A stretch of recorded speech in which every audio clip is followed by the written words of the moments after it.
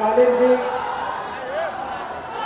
तेजस्वी यादव जी, केसी वेणुगोपाल जी, राजेश राम जी, दीपंकर भट्टाचार्य जी, मुकेश साहनी जी, कन्नी जी, शकील अहमद खान जी, अखिलेश प्रसाद सिंह जी और स्टेज पे इंडिया गठबंधन के वरिष्ठ नेता, भाइयों बहनों, प्रेस के हमारे मित्रों, आप सबका यहां फिर से मैं स्वागत करता हूं। नमस्कार। आपने इस यात्रा में हमारी मदद की, अपनी शक्ति आपने यात्रा में डाली और यात्रा पूरे बिहार में यात्रा ने पूरे बिहार में लोगों के जुबानों पर, बच्चों के जुबानों पर एक नारा, वोट चोर, वोट चोर। अभी मैं आ रहा था, छोटे छोटे बच्चे थे, छोटा सा ग्रुप था, मैं वहां से निकला, मेरी ओर देखा और कहा, नरेंद्र मोदी वोट चोर। छोटे बच्चे, 6-6 साल के बच्चे अब बात समझ गए हैं कि हिंदुस्तान में वोट चोरी की जा रही है। आप देखिए,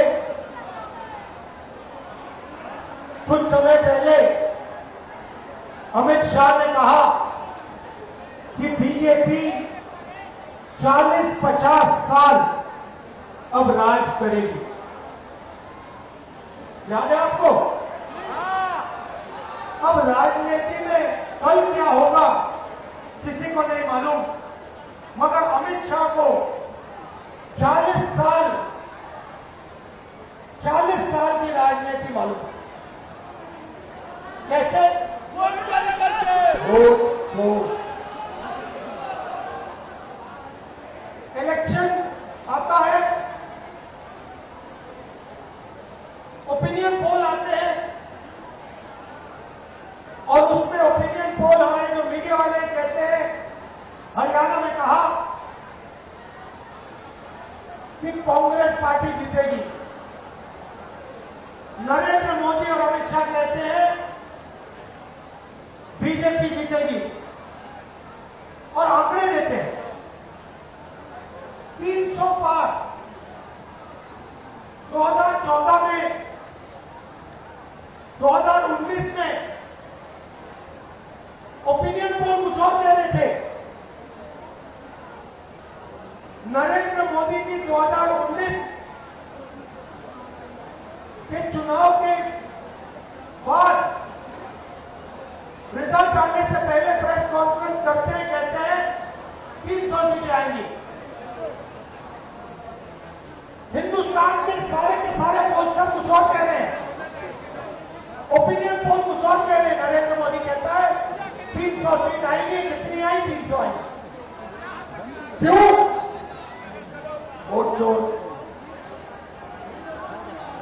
भाइयों बहनों, सच्चाई है, ये पहले गुजरात में शुरू हुआ, ये 2014 से पहले गुजरात में शुरू हुआ और 2014 में नेशनल लेवल पे ये लोग इसको लाए। गुजरात मॉडल आर्थिक मॉडल नहीं है, गुजरात मॉडल वोट चोरी करने का मॉडल है और इस मॉडल को ये 2014 में नेशनल लेवल पे लाए। आप देखिए, मध्य प्रदेश का चुनाव चोरी किया, हरियाणा का किया, महाराष्ट्र का किया। हम कुछ बोलते नहीं थे क्योंकि सबूत नहीं था, मगर महाराष्ट्र में सबूत मिल गया, इन्होंने कुछ ज्यादा कर दिया।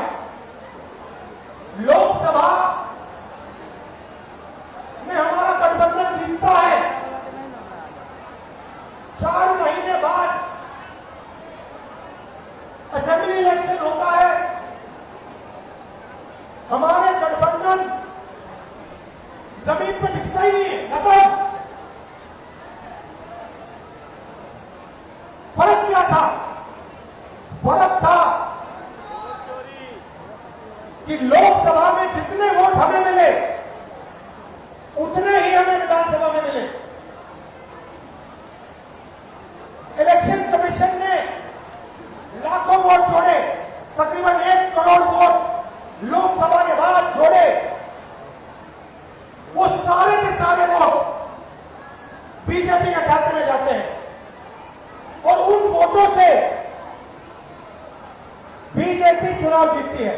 हमने इलेक्शन कमीशन से पूछा, हमें वोटर लिस्ट दीजिए, कहते नहीं देंगे।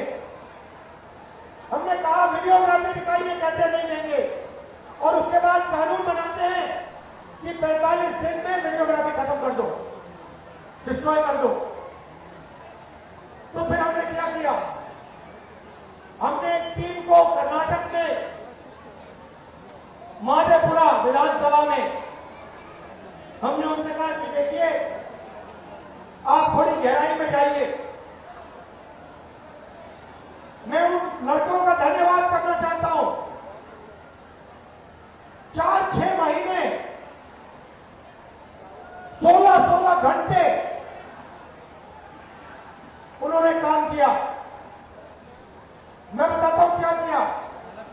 इलेक्शन कमीशन ने हमें पोलिंग के टाइम लिस्ट देते हैं, कागज की लिस्ट, 200 किलो कागज, 8 फुट ऊंची कटियां कागज की। हर लिस्ट को, एक चेहरे को लाखों चेहरों से मिलाया, एक चेहरे को लाखों फोटो से मिलाया, एक नाम को लाखों नामों से मिलाया और सच्चाई निकाली। भाइयों और बहनों, माधेपुरा असेंबली में, मैं लोकसभा की बात नहीं कर रहा हूं, एक असेंबली में 1 लाख फर्जी वोटर मिले। कोई 4-5 बार वोट कर रहा है, अलग अलग पोलिंग बूथ पे नाम है। एक घर में 70-80 लोग हैं, एक बेडरूम का घर है, हमने लोग वहां भेजे, वहां पे 4 लोग रहते हैं। हमने पूछा भैया ये 70 लोग कौन है? ऐसे कोई नहीं। यहाँ पे डुप्लीकेट नाम, हजारों डुप्लीकेट नाम, 1 लाख फर्जी वोट। भाई और बहनों, माधेपुरा में 7 असेंबली है, 6 में कांग्रेस जीतती है। जहां पे 1 लाख फर्जी वोट थे, वो सारे के सारे बीजेपी को गए। और एक असेंबली में 1 लाख वोट से बीजेपी जीतती है और पूरी लोकसभा को ले जाती है। भाइयों और बहनों, ये सिर्फ कर्नाटक सेंट्रल में नहीं हुआ है, ये हिंदुस्तान में 70-80 सीटों में किया गया था। और मैं आप इसको स्टेज से बता रहा हूं, हमने काम शुरू कर दिया है। माधेपुरा पहला कदम है। हम आपको दिखाएंगे कि असेंबली इलेक्शन चोरी किए जा रहे हैं, हरियाणा चोरी किया गया, महाराष्ट्र चोरी किया गया, लोकसभा चोरी की गई। हम दिखाएंगे आपको सबूत के साथ, जैसे हमने माधेपुरा में दिखाया, सबूत के साथ हम आपको दिखाएंगे।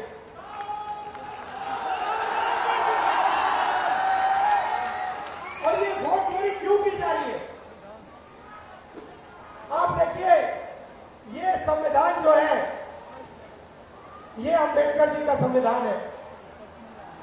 ये अंबेडकर जी का संविधान है, ये हमारे लिए पवित्र किताब है।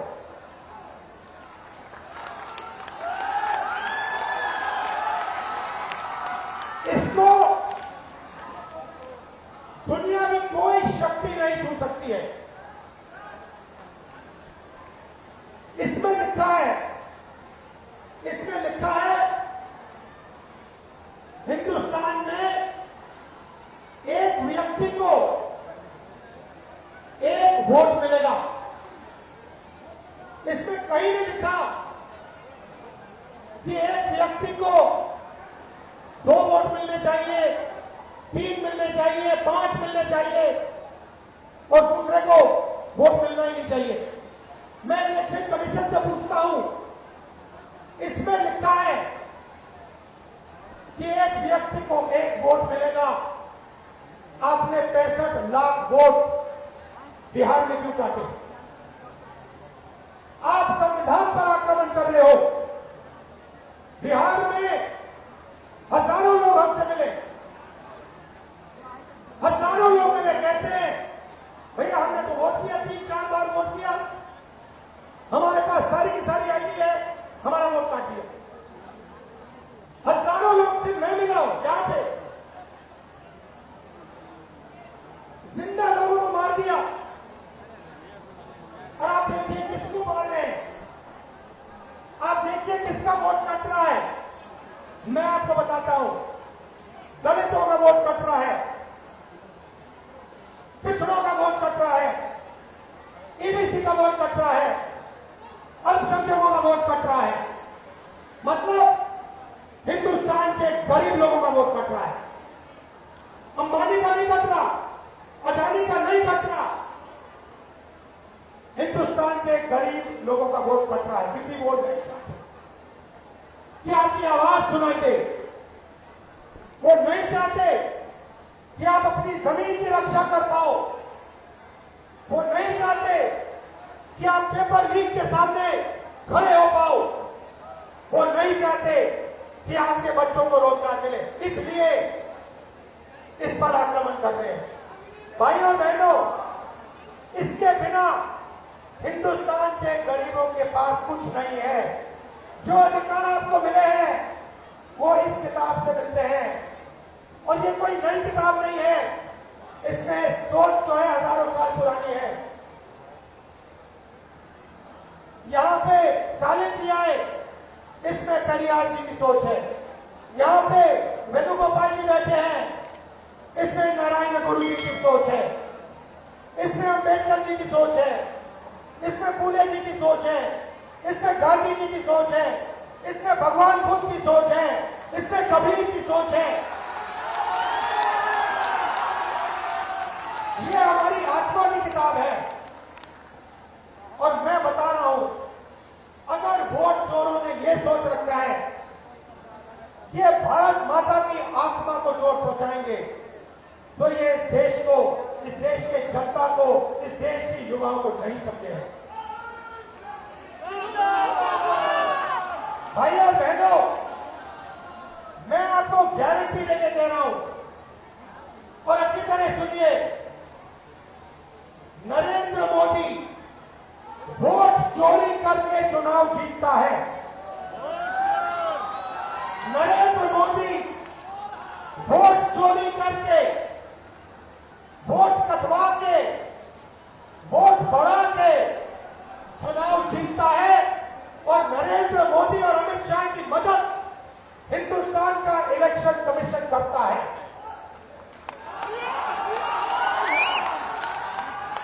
और सुनिए, 2023 में जब हमें बात समझ आनी शुरू हुई, जब हमें सबूत मिलना शुरू हुआ, एक नया कानून आता है। लोकसभा में, राज्यसभा में चुप्पे चुप्पे एक नया कानून आता है, पास हो जाता है, किसी को नहीं पता, 3 में पास किया जाता है। पता है क्या कानून था? कानून था कि कुछ भी हो जाए, इलेक्शन कमिश्नर कुछ भी कर दे, उनके खिलाफ कानूनी कार्रवाई नहीं की जा सकती। अब आप मुझे बताओ, ऐसे कानून की क्या जरूरत? अगर ईमानदारी से इलेक्शन कमिश्नर काम करना है तो ऐसे कानून की क्या जरूरत? चौकीदार ही चोर है। भाइयों बहनों, किसान को पीट कर जेल में डाल देते हैं, मजदूर को 2 जूते मारकर जेल में डाल देते हैं, युवा पेपर लीक के बारे में धरना देता है, लाठीचार्ज होता है, अंदर कर देते हैं, एफआईआर लग जाते हैं। मगर हिंदुस्तान के इलेक्शन कमिश्नर के खिलाफ कोई एफआईआर नहीं कर सकता है, कोई कानून नहीं एक्शन ले सकता है। क्यों? इसका एक ही कारण है, ये लोग नरेंद्र मोदी की वोट चोरी में मदद कर रहे हैं। और वोट चोरी हिंदुस्तान के ईबीसी, दलित, ओबीसी, अल्पसंख्यक और गरीब जनरल कास्ट के खिलाफ आक्रमण है। यह आपको खत्म करने का तरीका है। ये यहां नहीं रुकेंगे। आप ये मत सोचो कि भैया वोट ले लिया तो क्या हुआ। इसके बाद राशन कार्ड जाएगा, उसके बाद जमीन जाएगी। और जो आजादी से पहले समय था जहां आपका अपमान किया जाता था, आपको कोई अपॉर्चुनिटी नहीं मिलती थी, आपको शिक्षा नहीं दी जाती थी, आपके माता पिता, उनसे पूछिए आजादी से पहले क्या होता था। जो राजा चाहता था कर लेता था, जो भी मन में आता था वो कर लेता था। जमीन अच्छी लगी जमीन ले लेता था। ये किताब, इस सोच ने हिंदुस्तान को बदला था। और ये एक बार फिर आजादी से पहले के हिंदुस्तान में हमें ले जाना चाहते हैं। भाइयों बहनों, दो चीजें मैंने नरेंद्र मोदी के सामने मुंह में बोल दी हैं और मैं गारंटी देकर आपको कह रहा हूं, ये जो 50% की रिजर्वेशन की दीवार है, इसको कांग्रेस पार्टी लोकसभा में चूरा चूरा तोड़ के फेंक देगी।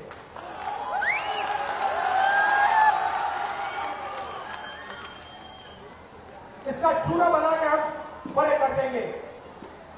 भाइयों बहनों, कॉर्पोरेट इंडिया देखिए, मीडिया देखिए। मैं आपसे पूछना चाहता हूं, हिंदुस्तान के बड़े बड़े एंकर्स हैं,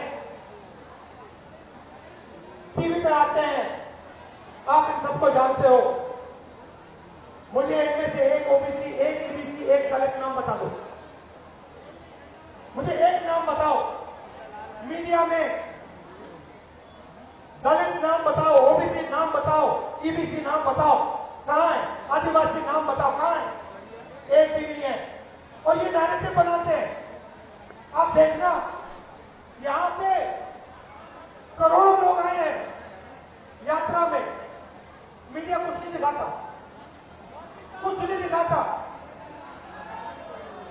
ट्रंप ने आज कहा, सुनिए, ट्रंप ने आज कहा कि जब हिंदुस्तान पाकिस्तान का युद्ध हो रहा था, मैंने फोन उठाया और नरेंद्र मोदी से कहा कि सुन, ये जो तू कर रहा है इसको 24 घंटे के अंदर बंद कर। और नरेंद्र मोदी ने 24 घंटे में नहीं, 5 घंटे में सारा का सारा रोक दिया। मीडिया नहीं कहेगी भाइयों बहनों, मीडिया नरेंद्र मोदी की है, मीडिया अंबानी की है, मीडिया अदानी की है, मीडिया हमारी नहीं है, तेजस्वी की नहीं है, स्टालिन जी की नहीं है, आदिवासियों की, दलितों की, पिछड़ों की, ईबीसी की नहीं है। मीडिया छोड़िए, कॉर्पोरेट इंडिया देखते हैं। अदानी, अंबानी, टाटा, बिरला, मुझे बताओ इनमें से ईबीसी कौन है, दलित कौन है, आदिवासी कौन है, पिछड़ा कौन है? नाम बताओ। एक नाम नहीं मिलेगा। जुडिशरी में देखो, आदिवासी नाम, दलित नाम, पिछड़ों का नाम बता दो, एक नहीं मिलेगा। प्राइवेट अस्पतालों की मालिक की लिस्ट निकालो, वहां नहीं मिलेगा। शिक्षा की संस्था, यूनिवर्सिटी, कॉलेजेस, इनकी लिस्ट निकालो, वहां नहीं मिलेगा। आप हो ही नहीं कहीं। 90% हिंदुस्तान में है ही नहीं। इसीलिए ये वोट चोरी कर रहे हैं, क्योंकि ये जानते हैं जिस दिन आपकी आवाज ठीक से सुनाई दे गई, उस दिन हिंदुस्तान बिल्कुल बदल जाएगा। इसलिए दूसरी बात मैंने नरेंद्र मोदी से कही, सामने जाति जनगणना हिंदुस्तान में होगा, दूध का दूध, पानी का पानी होगा।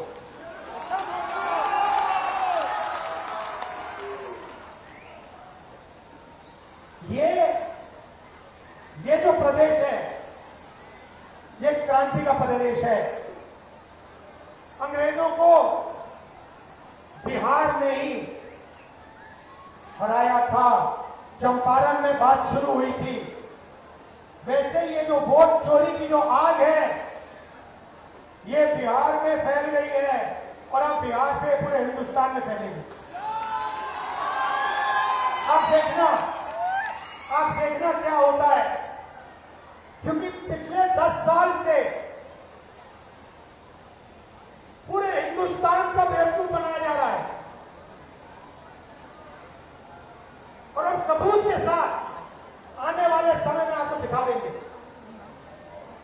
जैसे माधेपुरा में दिखाया, वैसे आपको हम दिखाएंगे कि पिछले 10 साल नरेंद्र मोदी, अमित शाह और इलेक्शन कमीशन वोट चोरी कर रहे हैं और आपकी आवाज, आपके दिल की आवाज को दबा रहे हैं। आप सब आए, आपने यात्रा की मदद की, आपने हम सबकी मदद की, दिल से मैं आपका धन्यवाद करता हूं। आपके बिना, आपकी शक्ति के बिना ये यात्रा शुरू भी नहीं होती। ये यात्रा हमारी नहीं है। आप ये मत सोचो कि यात्रा तेजस्वी जी, भट्टाचार्य जी, भानी जी, राहुल गांधी हम कर रहे हैं। नहीं, यात्रा आपकी है, आपकी आवाज है यात्रा में। हम आपकी आवाज के साथ खड़े हैं, मगर शक्ति आप में है, ज्ञान आप में है और आप में देश को बदलने की ताकत है।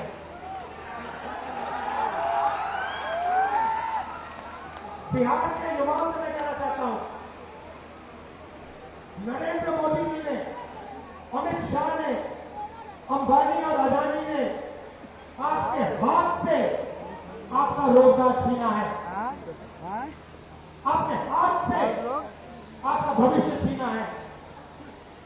बिहार को रोजगार की जरूरत है, बिहार को बदलाव की जरूरत है, बिहार को प्रगति की जरूरत है। वोट चोरी रोकना प्रगति और रोजगार के लिए पहला कदम। आप सबका फिर से धन्यवाद करता हूं, मेरे भाई स्टालिन जी का धन्यवाद करता हूं, इतनी दूर से आए, गर्मी में हमारे साथ चले, दिल से धन्यवाद करता हूं। तेजस्वी जी का, सानी जी का, भट्टाचार्य जी का, राजेश राम जी का, शकील अहमद जी का, कांग्रेस की टीम का, आपने पूरा दम लगाया और यात्रा को सक्सेसफुल बनाया। धन्यवाद। जय हिंद, जय बिहार।